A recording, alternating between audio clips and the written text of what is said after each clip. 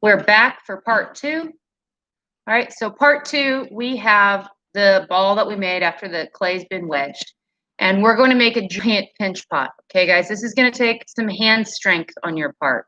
You're going to have to try to work your thumb in, okay, and push it down in there.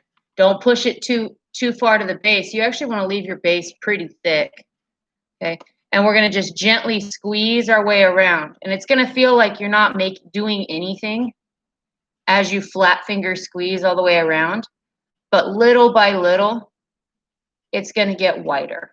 Okay, it's going to take time, but it's going to get wider. You can switch hands if one hand gets tired. You can even put 2 thumbs in and flat finger pinch all the way around until it gets wider and wider.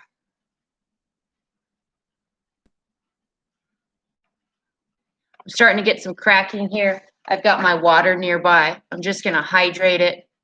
Rub some water on it, make sure that it's nice and moist. If your clay is super cracky, like all the time cracking, and it looks like it's about to crack apart, it means your clay is too dry to work with.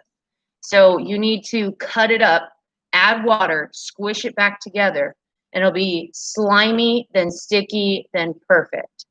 All right, it's getting whiter.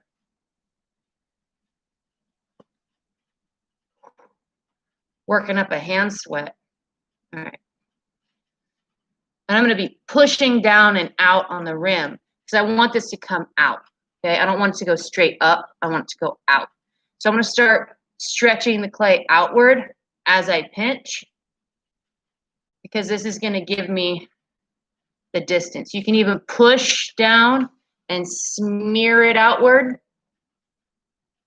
Okay, so I'm going to get in there and smear the clay outward. I want this rim to be as wide as I think I can make it while making sure it's still going to be really, really strong. Okay. Push and smear, wider, wider, wider. You can start going to the base and push and smear outward like we did with the little pinch pots. We don't want it to be super deep. We want it to be nice and wide. So push and smear outward and rotate it in your hand as you work. And we're getting wider and wider, right? It's still not there, but that's okay. We're getting wider and wider and wider. If your hands are exhausted and you need to take a break, just gently put it upside down, pack the whole thing with water, okay? Wrap it with plastic so it doesn't dry out. Go let your hands rest, okay? And then come back to it. You're starting to build hand muscles for ceramics. It takes a lot of hand muscles. Okay, so wider and wider and wider, pinching it out further and further. And now I'm going to take my hand and start to stretch that clay. The best way to stretch the clay is when it's slightly wet. So I'm going to put some water on my hands, hydrate it, and stretch that clay. We want to stretch it out as wide as we think we can go. Wider and wider and wider. All right. Stretch, stretch, stretch. Flat finger pinch. Stretch, stretch, stretch. Flat finger pinch. This is going to take some time.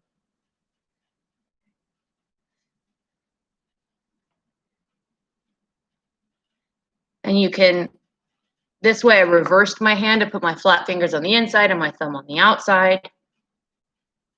And this is helping me stretch it out wider and wider and wider.